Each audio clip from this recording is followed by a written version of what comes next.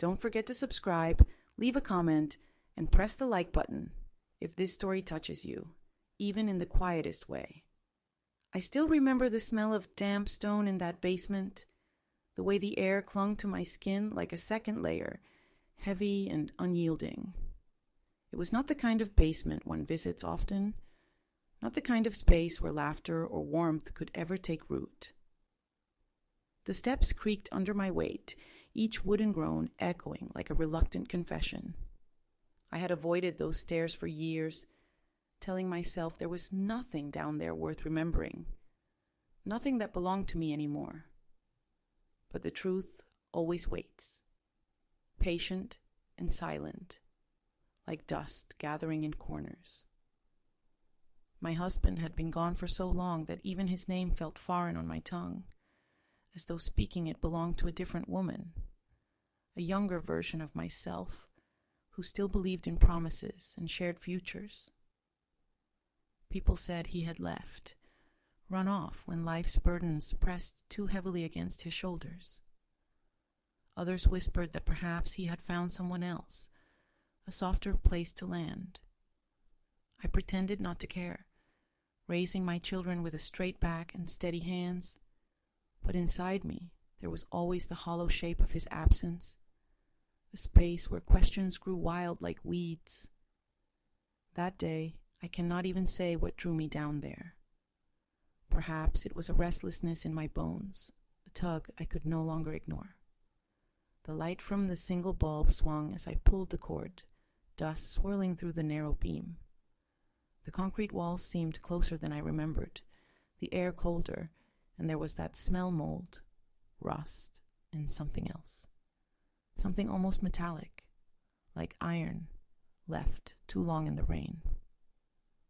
I walked past the shelves of forgotten jars, past the broken tools my husband once swore he would fix. My hand brushed against the wall, rough with peeling paint, until my fingers met something unfamiliar. A scrape, a groove, the kind of mark that does not appear by accident. I leaned closer. It was a line, carved into the wall, faint but deliberate. Next to it, another and another.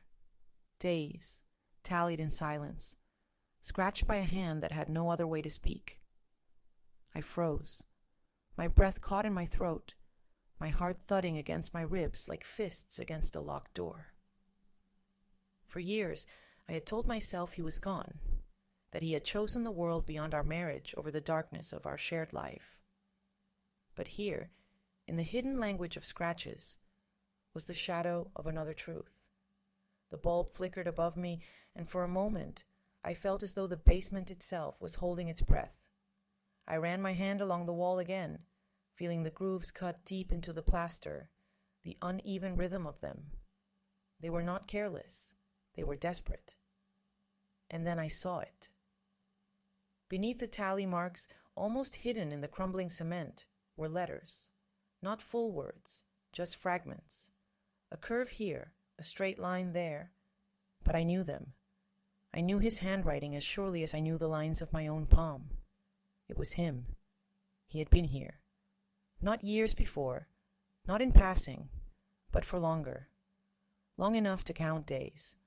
Long enough to leave behind the faint outline of his existence. I staggered back, my knees weak, the world tilting around me. The questions that had haunted me for years shifted all at once into something heavier, darker. He had not left me. He had been here, beneath my feet, while I lived above in ignorance. The silence of that basement was unbearable now, thick with all the things unsaid, with the weight of secrets pressing against the walls. I felt the edges of panic rise in me, but beneath it, a strange clarity too. I had to know. Don't forget. Sometimes the smallest gesture, like leaving a comment or sharing your thoughts, keeps stories like mine from being buried in silence. I moved deeper into the basement, my hands shaking as I brushed away the dust, searching for more. There were stains on the floor, faded and almost invisible, but the smell told me enough. The metallic tang I had noticed before, it was not rust. It was older, more intimate, more terrifying. I closed my eyes and saw him, saw the man I had once trusted, sitting alone in this darkness, scratching his days into the wall while I slept above. Why? That word pulsed in my mind, louder than the sound of my own heartbeat. Why had he been here? Who had put him here? And why had no one told me? I thought of the nights I had lain awake, wondering if he was warm, if he thought of me, if he would ever walk through the door again. All the while, he had been so close I could have reached him. If only I had known where to look. The floor creaked above me then, a sound that made me jump. It was just the house settling, or perhaps the wind pressing against the old frame.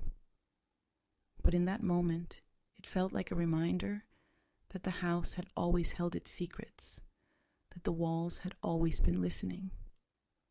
I sank to the cold ground, my fingers tracing the lines he had carved. They were uneven, jagged, but they were proof. Proof that he had not abandoned me. Proof that someone, or something, had taken him from me in a way I had never imagined. And in the stillness of that moment, another memory surfaced, one I had buried long ago. The night he was supposed to leave, the night he never came back. I had heard noises then, faint but strange, like footsteps in the dark. I had told myself it was nothing, that my mind was playing tricks. But now, sitting here in the silence of this basement, I knew better.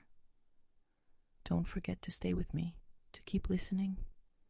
It matters more than you think. The truth was here, hidden beneath years of dust and neglect, and I was no longer afraid to uncover it. Don't forget to subscribe, leave a comment, and press the like button. Sometimes the smallest gestures carry the heaviest weight. I leaned closer, my cheek nearly brushing the cold wall, and tried to make sense of the faint letters my husband had scratched into the plaster. They were uneven, hurried, as though each stroke had been a battle against time. Some were clear and initial, the beginning of my name, but others had been worn down by dampness and neglect. My fingers trembled as they traced the grooves, as if by touching them I could bridge the years of silence, as if I could hold his hand through the scars he left behind. The air grew colder the deeper I let myself sink into that space. I could hear the faint hum of the refrigerator upstairs, the muffled tick of the hallway clock. It seemed obscene, almost, that life above had continued so steadily while beneath my feet my husband had been carving out days of despair. I pressed my ear to the wall, foolishly, desperately, as though it might still hold the echo of his breath, the low murmur of his voice. But there was only silence, thick and unyielding. I thought back to his last night. He had kissed me on the forehead, a gesture almost absent-minded, but his hand had lingered a moment on my shoulder. I remember the way he had looked at me, his eyes shadowed, his mouth twitching as if he wanted to say something but couldn't. I had brushed it aside, thinking it was simply weariness. How could I have known that those were the eyes of a man staring at his own prison walls, already trapped in a fate I could not see? I rose to my feet, my knees stiff, and let my eyes wander across the basement. There were boxes stacked against the far corner, boxes I had not opened in decades. I moved them aside, the cardboard crumbling in my hands, releasing the scent of mildew and forgotten years. Behind them, the wall looked different, darker, as though stained by something more than damp. And there, just above the floor, was another cluster of marks. Not tallies this time, but words, faint yet unmistakable. Help me. The sight of it nearly took me to my knees again. My breath came shallow, my skin clammy, and in my chest grew a storm of rage and sorrow so vast I could barely contain it. He had cried out in the only way he could, pressing his plea into stone while I had slept above, dreaming of his return. I had believed the lies whispered by neighbors, by family, that he had simply gone, chosen another path. And all along, his path had ended here, beneath the same roof that had sheltered me. I whispered his name then, a sound so small it was almost swallowed by the damp air. My throat tightened, my eyes burned, and for a moment I felt as though he might answer, as though the walls themselves might finally break open and release his voice. But there was nothing. Don't forget, your voice matters. Even a single comment left in the silence can be the thing that proves someone was here, that they were not erased. I could not stop searching. My hands, though frail, moved with a determination I had not felt in years. I scraped at the edges of the wall, where the plaster was soft with rot, revealing more of his writing. Some of it was indecipherable, letters smudged into ghostly shadows, but one phrase stood clear. Not alone. Not alone. The words chilled me in a way nothing else had. He had not been here by accident. Someone had known. Someone had been with him. The thought clawed at me, tore open old wounds of distrust. Faces flashed in my memory, neighbors who had lingered too long at the fence, family members who avoided my questions, friends who had offered hollow reassurances. Any one of them could have known. Any one of them could have held the key to the basement while I stood blind above. The bulb above flickered again, buzzing faintly, and I felt a prickle crawl down my spine. It was as if the basement itself recoiled from my discovery, as if the walls held not just his secrets, but the secrets of those who had put him here. My hand went instinctively to my chest, where my heart hammered with the fury of all the years I had been deceived. I sat back on my heels and let the memories flood me. His laughter, once so easy, his silence that had grown heavier in the months before he vanished, the arguments we had, the nights he stayed out late. I had thought him weary of me, weary of marriage, weary of responsibility. But now I saw the pattern differently, saw how each silence, each shadow in his gaze, might have been a warning I never recognized. The basement seemed smaller now, pressing in on me, and I felt tears spill hot down my cheeks. He had been here, beneath the same roof where I had tucked our children into bed, where I had prepared meals and folded laundry, all the while believing he was gone. And suddenly I could not bear the silence any more. I whispered into the cold air, "I see you now. I hear you now. You are not alone." My voice broke, but I forced the words out. They were too late, years too late, but they were all I had to give. Don't forget. If this story holds you, stay with me. Each word matters. Each sign that you're listening is a small victory against forgetting. Somewhere deep inside, I knew this was only the beginning. The basement had given me fragments, but not the whole truth. And I could not stop now, not when I was finally holding the thread of the secret that had unraveled my life. Don't forget to subscribe, leave a comment, and press the like button. Your presence keeps stories like these alive, keeps them from fading into silence. I sat there on the cold basement floor until my bones ached, until the dust clung to my clothes and the damp seeped into my skin. But I could not bring myself to move. My husband's words, faint scratches, uneven strokes, desperate fragments were carved not only into the walls but into me. Not alone. Those two words burned inside me, louder than any scream, heavier than any chain. I stared at them until my eyes blurred. What did he mean? That he was not alone because someone had been with him in this cellar, a captor, a tormentor, or that he had written them as a comfort to me, in case I ever found this place, in case I ever traced the grooves with trembling fingers? My mind twisted with possibilities, each darker than the last. And then came the memories, unbidden, like ghosts rising out of the walls. The night he disappeared, I had heard a thud. Not loud enough to jolt the neighbors, but sharp enough to stir me from half-sleep. I told myself it was the old pipes, the house settling, the wind pressing against loose shutters. But what if it had been him? What if those sounds had been the first notes of his long silence? I pressed my palm flat against the wall, over the words, and felt the roughness dig into my skin. My hand shook, but I refused to pull away. In that moment, I wanted to absorb him, to take into myself what little was left of him here. I wanted his suffering not to have been for nothing. The silence of the house weighed down on me, thicker than the air in the basement. I could hear the faint tick of the clock above, each second a cruel reminder of the years that had passed unnoticed, unmarked, while he had been scratching days into the plaster. I thought of the birthdays he had missed, the milestones of our children, the empty chair at the dinner table, and all along he had been beneath us, carving lines into the wall, breathing the same air, yet suffocated by stone and secrecy. Don't forget, even a simple like or comment is a way of saying, I hear you, I see you. My husband had no one to hear him then. I cannot let his voice be lost now.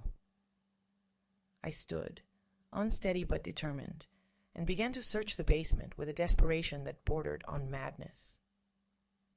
My frail hands tore through old boxes, scattering yellowed papers, rusted tools, jars long emptied of their contents.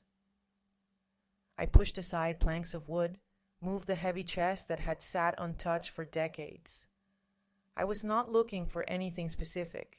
I was simply looking, because I could not stop, because my heart told me there was more.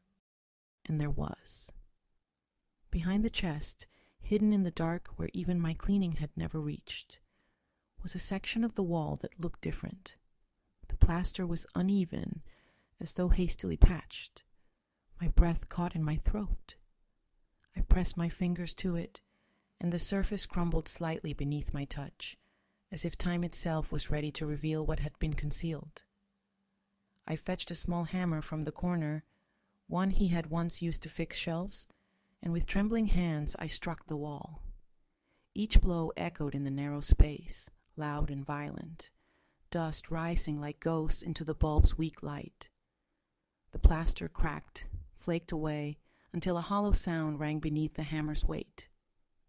My knees buckled as I realized this was no ordinary wall. Something lay behind it. The thought both terrified and compelled me. My chest heaved with shallow breaths as I continued, each strike carving away at years of lies. At last, the wall gave way, revealing a small cavity. Inside, the air was colder still, stale and suffocating, as though it had not been touched in decades. At first, I saw nothing but darkness. Then, as I leaned closer, I saw them. Scraps of cloth, torn and stiff, a shoe whose leather had cracked with time. And there, god bones, pale and fragile, resting in the hollow like a cruel secret the house had cradled for years. I staggered back, my hand pressed to my mouth, the world spinning.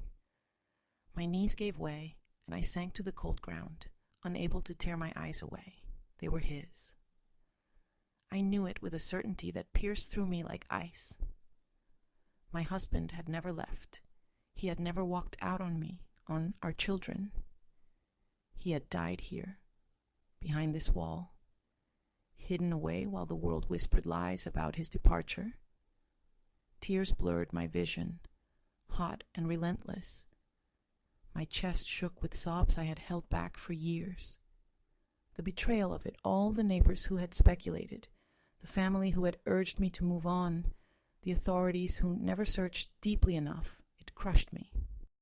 They had told me he was gone by choice, that I should accept it, that life must continue. But the truth had been here all along, beneath my feet, rotting in silence while I laid flowers on an empty grave of hope.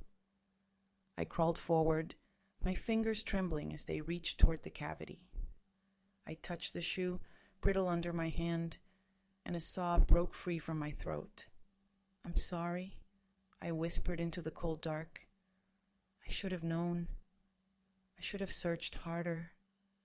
I should have heard you." The words echoed back at me, hollow, but I kept repeating them because they were all I had left to give him. "Don't forget. If you're still with me, let me know. It matters more than you think." Every voice breaks the silence a little more. I sat there for hours, I think. Time lost all meaning as I knelt before the hidden tomb. My mind swirled with questions that had no answers. Who had done this? Who had bricked him in, left him to die in darkness while I cooked meals above, while I tucked children into bed, while I lay awake at night whispering his name into the emptiness? Faces swam before my eyes. Friends, neighbors, even family. Any one of them could have known. Perhaps more than one. The thought tore at me. Reopened wounds I had long thought healed. Trust, what a fragile, treacherous thing. I had trusted them all, while they let me live a lie. The air grew heavier as the bulb flickered once more. I felt watched, though the basement was empty, but for me and the remnants of the man I once loved. My skin prickled, my breath quickened, and I knew I had unearthed something meant never to be found. But I could not stop now. The wall had revealed one truth, and I had to find the rest. Don't forget, stay with me. There's more I need to tell you, so much more. Don't forget to subscribe, leave a comment, and press the like button. Your presence, your listening, it is what gives these words the weight they deserve. I stayed there on the cold floor for longer than I can remember, my fingers pressed to the crumbling edge of that hidden hollow, the dust clinging to my skin like ash. The silence pressed against my ears until I thought I would break beneath it. I could not lift my gaze away from the pale fragments of bone, from the twisted relics of cloth, from the single shoe that had survived the darkness. All the years of emptiness, of unanswered questions, of whispered speculation from those around me. Suddenly they had form, substance, reality. It was no longer a mystery, no longer a rumor. My husband had never left. He had been taken from me, buried alive within the very walls of the house that should have kept us safe. The house itself seemed to breathe differently now, as if the walls exhaled the truth I had unearthed. I felt it in my chest, a heaviness that was both unbearable and strangely clarifying. For the first time, I was no longer waiting for his return. For the first time, I knew where he had been. The finality of that truth was suffocating, but it was also something I could not turn away from. I reached deeper into the cavity, my hands shaking as I brushed against the bones. They were fragile, dry, almost powder beneath my touch. My breath caught, and I drew back, ashamed at the intrusion, as though I were disturbing his rest. Yet I could not help myself. I had to know, had to touch the last trace of him, to convince myself that it was real. My fingertips found a splinter of wood among the fragments, and when I pulled it free, I saw faint scratches across its surface. Marks. More marks. He had tried to leave me a message even in those final moments, carving into whatever he could grasp. The piece of wood was barely the size of my palm, its edges jagged, its surface darkened with age and damp. But I could see it. A single letter, then another. Shaky, imperfect, but his. I pressed it against my chest, my tears falling onto it, and I whispered his name again, as if speaking it could rewind time, as if it could lift the years away and bring him back to me. My mind swirled with memories then, sharp and unrelenting, his laughter in the kitchen when the children were small, the way his hand had always found mine in the dark when I woke from nightmares, the smell of sawdust clinging to his clothes after he worked in the shed. These small pieces of him, scattered through my memory, collided with the reality of his hidden grave until I thought I would shatter under the weight of it all. Don't forget. Even a small comment, a quiet acknowledgement, is a way of saying, I see this. I hear this. I will not let it vanish. That is more powerful than you know. I sat back, my body aching, and let the questions come. Who had done this? Who had locked him away and sealed him behind plaster? My mind conjured faces, one after another, each one shadowed with doubt. The neighbors across the street, who always seemed to know too much about everyone's business. My brother-in-law, who had argued with him bitterly over money just weeks before his disappearance. Even friends I had once trusted. Each possibility twisted a new knife into me. And yet, another thought gnawed at me, darker still. Had I been blind not only to his suffering, but to the danger in my own home? Had I lived above the very sight of his torment, raising our children, laughing at birthdays, decorating Christmas trees, while a murderer's work remained hidden beneath my feet?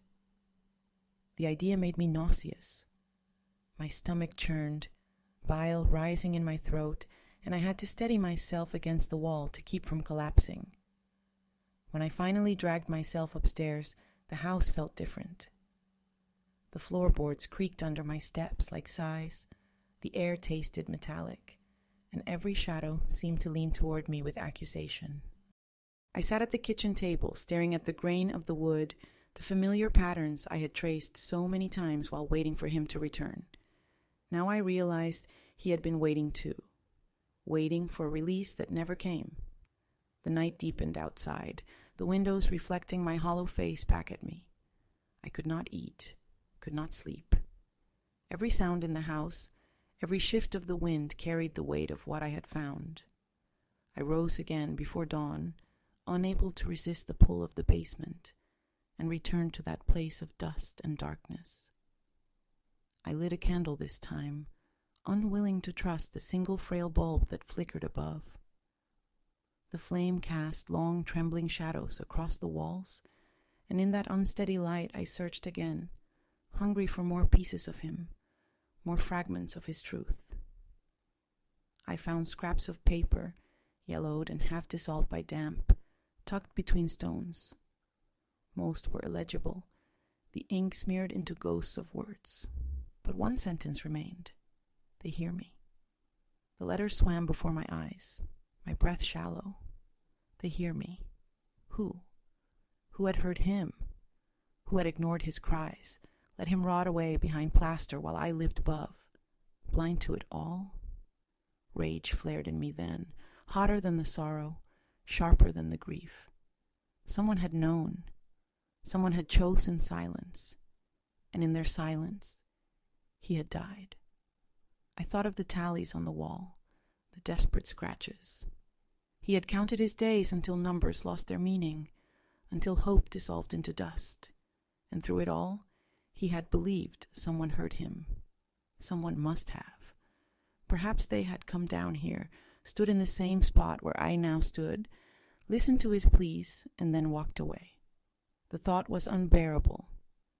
Don't forget your silence, or your voice can mean everything. Choose voice. Always voice. I pressed my hand to the wall again, as if willing it to speak, to tell me who had betrayed him. But the house only groaned in its old age, the candle flame shivering in the damp air. My chest heaved with sobs, yet no relief came.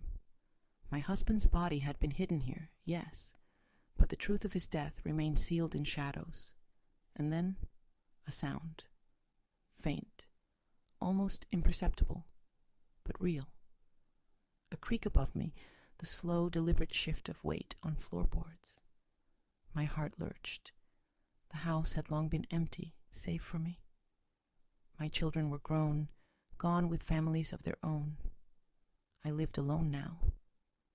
There should have been no footsteps but mine. The candle flickered wildly, as if stirred by breath.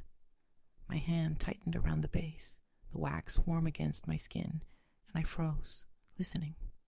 Another step, slow, heavy. My blood ran cold. I whispered his name into the dark, not knowing if I was calling for him, for his spirit, or if I was daring to call out whoever else might still linger in this house of secrets. The air thickened, and I realized I was not alone after all. Don't forget. Stay with me. I need you here. The story is not finished. Not yet. Don't forget to subscribe, leave a comment, and press the like button. Your presence, your witness, it is the only light in this long corridor of silence. The sound above me lingered, a slow creak followed by another, until I could no longer pretend it was just the settling of an old house. It was movement deliberate, heavy, measured. My chest tightened as though invisible hands pressed against it. I clutched the candle tighter, the flame trembling with my fear, and strained my ears toward the ceiling. Another step, then stillness. The basement, once merely suffocating, now became unbearable. The shadows stretched long and hungry across the damp walls, the tally marks and hidden words seeming to pulse with life under the flickering light. I felt as though the house itself was leaning closer, listening with me, waiting for what would come next. I stood slowly, my knees crackling with the weight of years, my breath loud in the silence. My mind turned feverishly through possibilities.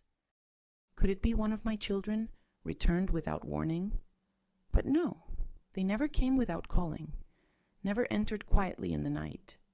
A neighbor? Unlikely. An intruder? The thought made the candle shake so violently I feared it would extinguish. And still, beneath the fear, another thought pressed its way in, unwelcome yet irresistible. What if it was him? What if some part of him, restless, unburied, still walked these floors, pacing the halls he had once known, refusing to rest until the truth was told? I whispered his name again, my voice trembling. The silence answered. Don't forget, even when you are only one voice among many, to leave your trace is to prove you were here, that you listened. My husband left his marks, his scratches. You can leave yours too. I forced myself up the stairs, each step an act of will. The candle's flame bent toward the stairwell, as though pulled by something above, and I followed its guidance with shaking hands. The door at the top stood closed, the wood swollen with age. I pressed my ear to it. Nothing. No movement. Only the heavy beat of my own heart. I turned the handle slowly. The hinges groaned, a sound I knew too well, but tonight it seemed almost like a warning. The kitchen lay beyond, dim in the moonlight that slanted through the small window.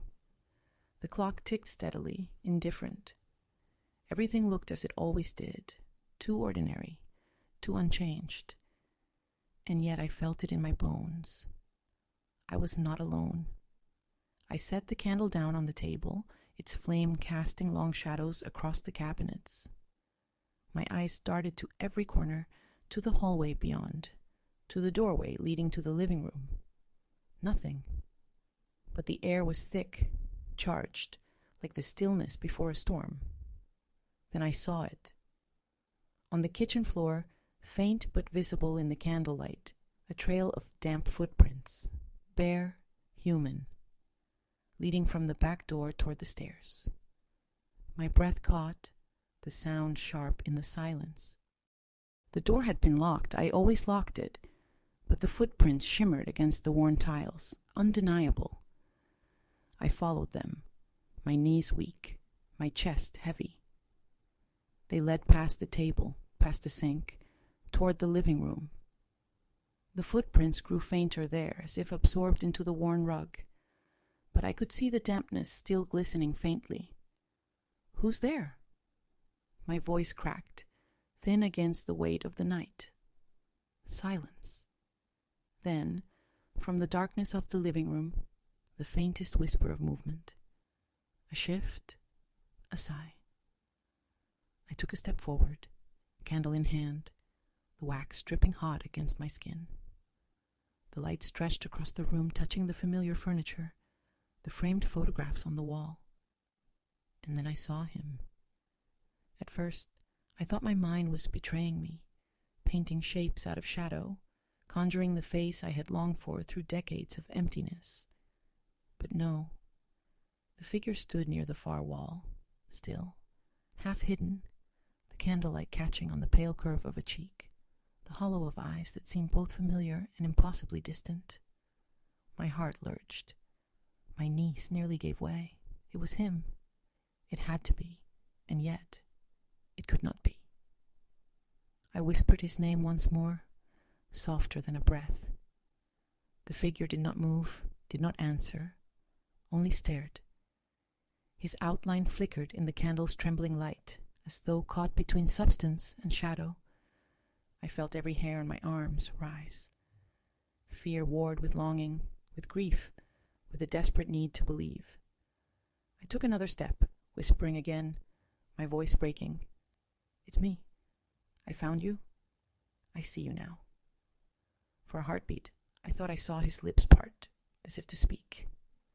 But the sound that came was not words. It was a low, hollow moan, a sound too full of pain, too deep for language. My blood turned to ice. The candle guttered, threatening to extinguish, and I shielded it with my hand. The light wavered across the walls, and when it steadied again, the figure was gone. The room stood empty. Only the photographs remained, only the stillness, only the footprints fading slowly into nothing. Don't forget, your silence is a kind of death. Your words, even the smallest, are life. Do not let them fade. I sank into the chair by the table, my whole body trembling. Had I imagined it? Was it grief, madness, the tricks of candlelight on a sleepless night? Or had he truly stood before me, his spirit refusing to rest, his pain still bound to this house, to me? I did not sleep that night. I sat with the candle until dawn, watching the flame shrink lower and lower, watching the first light of morning creep into the room. My mind reeled with questions, with fear, with a hollow ache that nothing could soothe. But one truth remained, steady as the clock's tick. I was no longer waiting for him to return. He had never left, and whatever walked these floors, whether ghost or memory, would not leave me either. As the days passed, I returned again and again to the basement. I studied every mark, every tally, every scrap of writing. I pieced them together as best I could, though so many were lost to time. I searched the cavity in the wall, pulled free every fragment, laid them out on the table upstairs like a puzzle of bones and silence. I became obsessed. Sleep eluded me, food lost its taste. All that mattered was finding his voice in the traces he left behind. And sometimes in the dead of night, I heard him again. Steps on the floorboards, a sigh at the edge of hearing, the faint rattle of a door that had not been touched. Once I woke to find the candle already lit on the table, though I had not struck a match. Another time, I found the old hammer moved from its place, lying on the stairs as though someone had carried it there. I began to speak to him openly, aloud. In the kitchen, in the hallway, in the basement. I told him of the years he had missed, of the children grown and gone, of the silence that had stretched between us. I begged him to rest, to forgive me, to forgive us both. But the more I spoke, the heavier the air grew, as though the house itself soaked up my words, as though the walls were listening too. And I knew his story was not finished. His truth had not been told. Don't forget.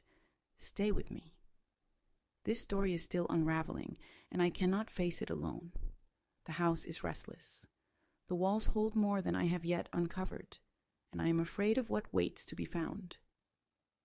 Don't forget to subscribe, leave a comment, and press the like button.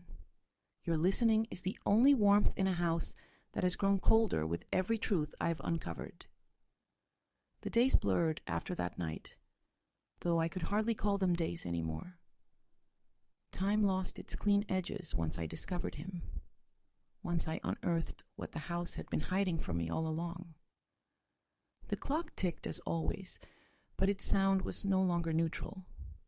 It pulsed like a heartbeat, a constant reminder that while I had lived on, his time had been stolen, his days counted into the wall until they ended. I walked through the rooms differently now. Each corner, each familiar piece of furniture, carried suspicion. I looked at them, not as a home, but as a container of secrets. The floor creaked with steps that were not mine. Doors seemed to shift ever so slightly when I passed. I wondered whether the house was merely settling in its old age, or whether it had become a body of its own, fleshless but alive, carrying the memory of what it had been made to hide. I found myself whispering to him more often, not just in the basement, but as I moved through the house. Folding laundry, I would murmur, "Do you remember the way you used to laugh when the children wore your shirts like dresses?" Washing dishes, I would ask, "Did you hear me above you all those nights? Did you know I was waiting for you?" My voice became a thread between past and present, and though no answer came, I felt compelled to keep speaking, as though silence would betray him all over again. But the nights were the worst. It began with small things. A picture frame on the mantel tilted, though I had not touched it. The faint smell of smoke in the hallway, though no fire burned.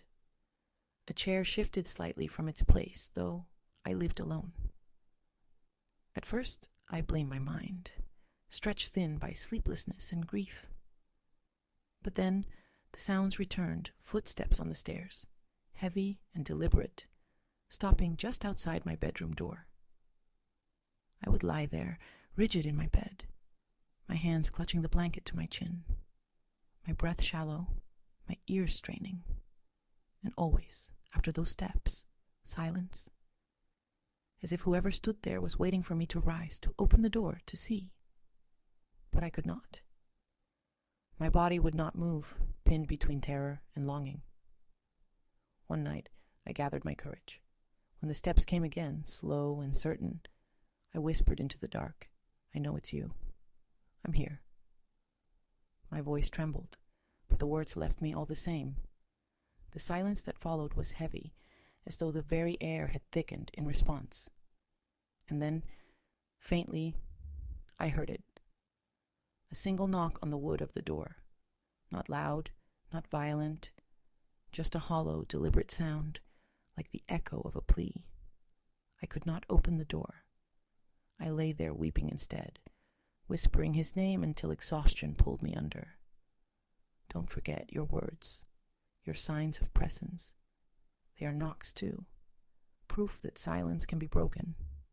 The following morning, I found the candle lit on the table again. The wick was still smoldering, the wax pooled fresh, though I had not touched it since the night before. The footprints on the floor, faint but damp, led from the front door to the kitchen. I checked the locks. They were still fastened from the inside. I told myself it must be him, his spirit, trying to show me what I had missed, trying to lead me to the truth I still had not uncovered. But there were other possibilities, darker ones, that I dared not voice. If he had not been alone in that basement, as his words suggested, then perhaps someone else's shadow still lingered in this house, not just his. I returned to the basement again, though my legs shook with every step. The cavity in the wall gaped like a wound, its darkness deeper now that I knew what it held. I knelt before it, lighting another candle, and whispered, "Tell me who, tell me why." The flame wavered, but no answer came. Still, my eyes caught something I had not noticed before. In the corner of the cavity, Beneath the shoe, beneath the scraps of cloth, was a small rusted object. I reached in, my hand brushing against bone, and pulled it free. It was a key. Old, heavy, its metal eaten by time. My fingers closed around it, my heart thundering. A key. To what? To whom? I turned it over and over in my palm, my mind racing. There were doors in this house I had not opened in years-old closets, the shed out back, the locked trunk in the attic. Any one of them could hold the rest of the truth. The key was no accident. He had hidden it here, or perhaps it had been left with him deliberately, a cruel reminder of the freedom denied him. That night, I dreamed of keys, 1,000 of them, hanging from invisible hooks, swaying in silence. Each one whispered as it turned, each one opened to a different darkness. I woke, drenched in sweat, the key still clutched in my hand, the ridges pressed deep into my skin. Don't forget, leave your trace here, so I know I am not unlocking this alone. The next morning, I climbed to the attic, the key heavy in my pocket. The air grew thinner as I ascended, dust rising with every step. The trunk sat in the corner where it had always been, draped with an old sheet, forgotten among the relics of our past. I pulled the fabric away, my breath catching at the side of the lock. The key fit. My hands shook so violently I could barely turn it, but when I did, the lock clicked, a sound so loud in the stillness it seemed to split the air. I lifted the lid, the hinges groaning in protest, and the smell of old paper and mildew washed over me. Inside were notebooks, dozens of them, stacked neatly, their covers worn, their pages yellowed. I lifted one, my hands trembling, and opened it. His handwriting stared back at me, steady and familiar, and my knees buckled. These were his words. I sank to the floor, clutching the notebook to my chest. He had written here, before the basement, before the end. These were his journals, his thoughts, his secrets.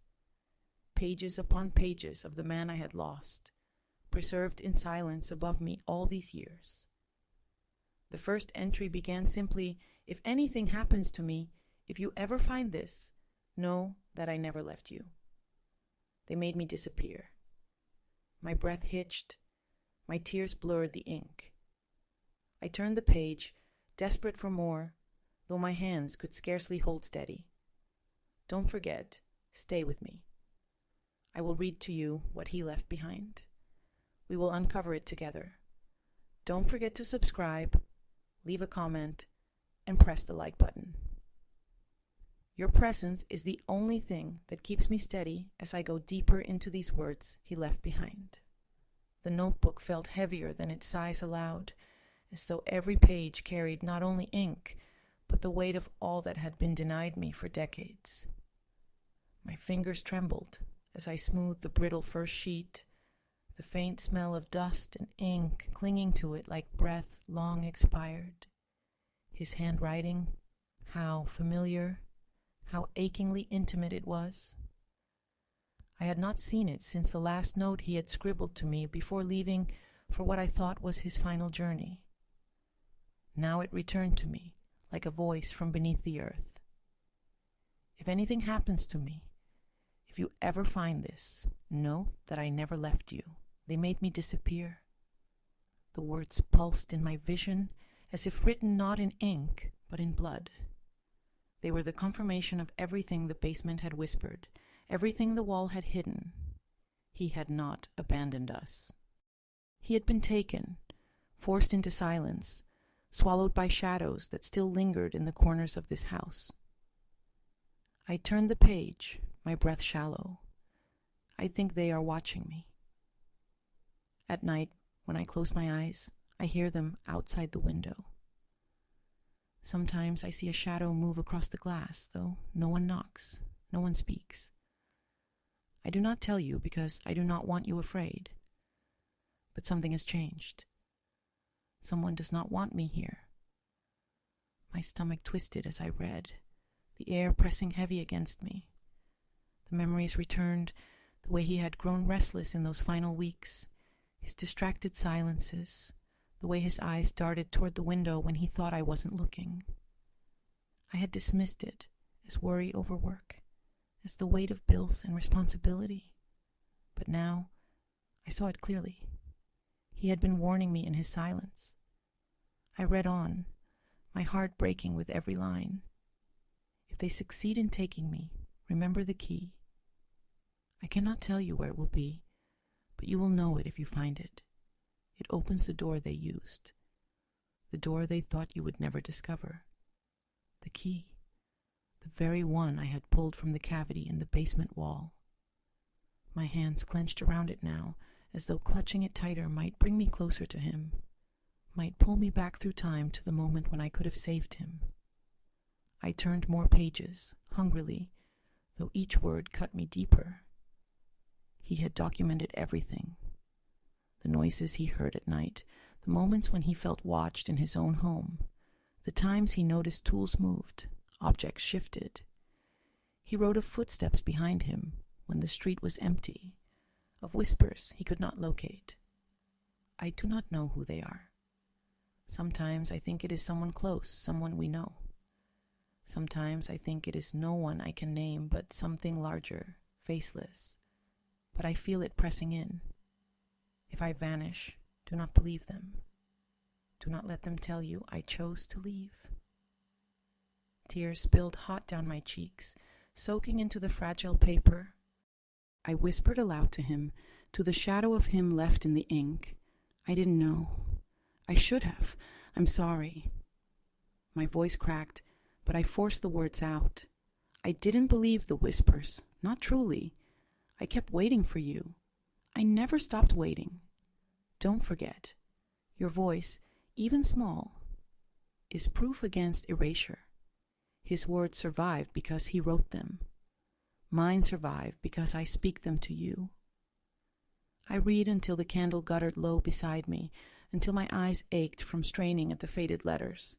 Each notebook held more entries, each a piece of him stitched into the fabric of time. But the deeper I read, the more disturbing the words became. In one notebook, dated only days before he disappeared, his writing had grown frantic, jagged. They are inside the house now. I hear them in the walls. I try to follow the sound, but it moves faster than me. They know every corner, every hollow. I fear it will be soon. If you hear noises when I am gone, do not ignore them. They are not the house. They are not the wind. I drop the book, my body shaking.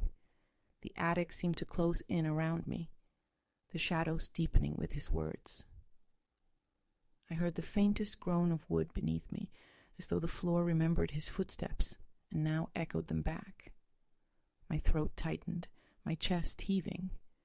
He had written this as a warning, not only for himself, but for me. For now.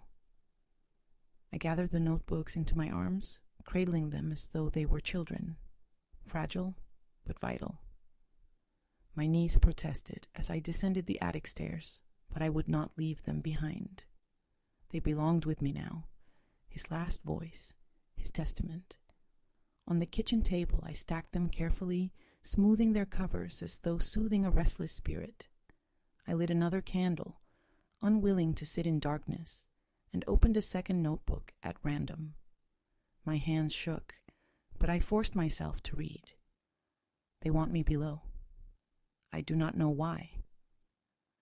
Perhaps they mean to keep me close to you without you knowing. Perhaps they want me to hear your voice above and suffer it. If they take me to the basement, I will mark the days. I will not let them erase me. The words struck like a knife.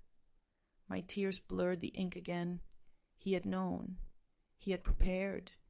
He had sworn to resist the silence even as they buried him alive beneath our feet. Don't forget even as you listen. Leave behind a sign. To listen without leaving a trace is to let silence win. I stayed up through the night reading, my candle burning lower and lower, the wax spilling over its holder onto the table. His journals revealed a man who had lived in fear, but also in stubborn defiance. A man who had fought against erasure with every stroke of his pen, every scratch of his tally marks. But there was one entry near the end that froze me more than any other. It is not just them. It is not only flesh and bone that hunts me. The house itself is not innocent. The house remembers, the house obeys. I feel it shift around me. If she ever finds this, tell her it is not finished.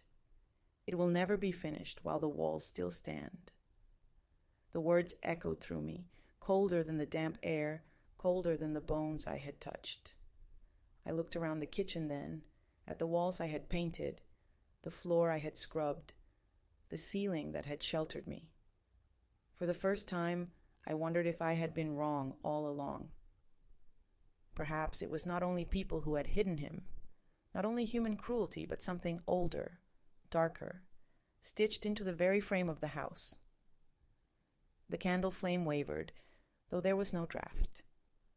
I felt the walls lean closer, as if listening, as if waiting for my response.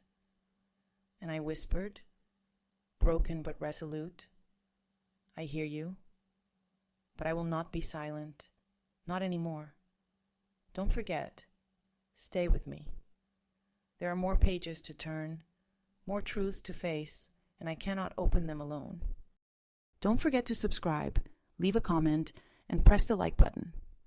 Every gesture is a lantern in this darkness, every word a thread that keeps me from unraveling. The notebooks lay before me in uneven stacks, their covers frayed, their pages yellow and brittle with age. I spread them across the table, my trembling hands smoothing each one, as if afraid they might vanish if I didn't hold them firmly enough. They looked like nothing to anyone else, just old papers, the detritus of a forgotten life. But to me, they were flesh and breath, the fragments of my husband that had survived the years of silence. I could feel him in every word. His voice returned to me through the scratched ink, through the careful lines and the desperate ones. Some entries were calm, written in his usual steady hand, but others bore the jagged marks of fear. Letters slanting wildly, ink blotched where his hand must have shaken. Reading them was like holding his pulse in my palms, sometimes steady, sometimes racing, sometimes faltering. I opened another notebook near the middle and began to read aloud, as though speaking his words might carry them back into the air where they had once belonged. I can hear her singing above me. She hums when she washes the dishes, always the same tune, soft and low. It hurts more than the silence. I want to answer her. I want to knock, but they are listening. If she knew I was here, she would never stop searching, and they would not allow that. So I count the days instead. The words tore me apart. The tune, I knew it. A lullaby from my childhood, one I had sung to our children. I had hummed it absent-mindedly, never knowing he had heard, never knowing the sound of it reached him through the boards, becoming both a comfort and a torment. My throat closed as I realized I had been with him all along, but powerless, blind. I pressed my hand to my mouth, the sobs breaking through. I would have searched, I whispered into the empty room. I would have torn the walls apart with my hands. Why didn't you let me know? But even as I asked, I understood. He had been protecting me, even in his despair, protecting me from the same fate. Don't forget, even if it feels small, your presence here is an answer. He had no answer then. Let us not leave his words unanswered now. I turned the page. His writing grew more fragmented as the days passed. They tell me she does not ask about me anymore, that she has accepted my absence. I want to scream at the lie, but I cannot. I can only hope that somewhere inside she knows, that she feels me still. The cruelty of it struck me like a blow. Someone had spoken to him, taunted him, Someone had been down there feeding him lies about me, about my silence. They had tried to turn his love into despair, to convince him he had been forgotten. And I had been living my life above, thinking he had abandoned me, while he thought I had abandoned him. A double cruelty sharper than any blade. I closed my eyes, my tears hot. No, I whispered fiercely. I never stopped waiting. I never stopped. But the pages continued merciless. The walls shift at night. I do not mean only the sound of wood or stone. I feel them breathe. I press my ear to them, and I hear whispers, low and steady. Sometimes they are his, sometimes hers. Sometimes they are voices I do not know. I do not think the house is innocent. I think it remembers everything it has been made to hide. The words matched what I had begun to feel myself. The sense that the house was not merely shelter, but accomplice. I had lived in its embrace, trusting it to protect me, but perhaps it had always been listening, always hiding something just out of sight. I shivered, glancing around at the walls, the ceiling, the dark corners where the candlelight did not reach. They seemed to lean closer as I read, as if his words had woken them again. The notebook fell from my trembling hands, the sound sharp against the wooden table. The candle flame jumped, throwing shadows across the room. For a moment, I thought I saw movement, a shift in the corner, a shadow that did not belong. My breath quickened, my heart pounding against my ribs. I forced myself to pick up the book again, though my fingers were cold, though the letters swam before my eyes. I could not stop now. If she ever finds this, if she reads these words, tell her that I tried. I fought. I counted every day. I scratched every wall. I wrote every line so I would not disappear completely. If she hears the house breathe, if she feels it watching, she must not ignore it, because it is not finished. Not for me, not for her. The final words on the page blurred into nothing as my tears fell. My body shook as though gripped by fever. I felt the house pressing against me, its silence heavier, its shadows darker. The warning was not only his, it was mine now. Don't forget, your voice matters. Even if you whisper, it matters.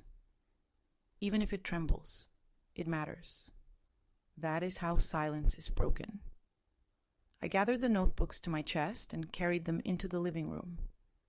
The photographs on the wall seemed to look at me differently now, their faces distant, pale, as though they too bore secrets. I set the books down and lit every candle I could find, filling the room with trembling light. And then I began to read aloud, page after page, as if reciting a prayer. I spoke his words into the air, forcing the silence to hear him, forcing the house to listen. My voice cracked, my throat raw, but I did not stop. His words belonged outside the walls now. They belonged to me, to the air, to anyone who would listen. The more I read, the more restless the house became. The floorboards groaned, though no one walked them.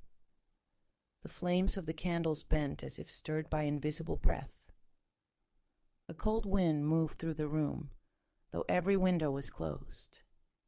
Still I read. Still I refused silence. And when I reached the final page of that notebook, when I spoke the last line aloud, I heard it. A knock. Slow, deliberate, from the wall behind me. 3 times. My body froze, my breath shallow, but I did not turn. Instead, I whispered, steady despite the trembling of my hands, I hear you, and I will not stop. Don't forget, stay with me. There are still more pages, more knocks, more truths waiting in the walls. I cannot face them alone.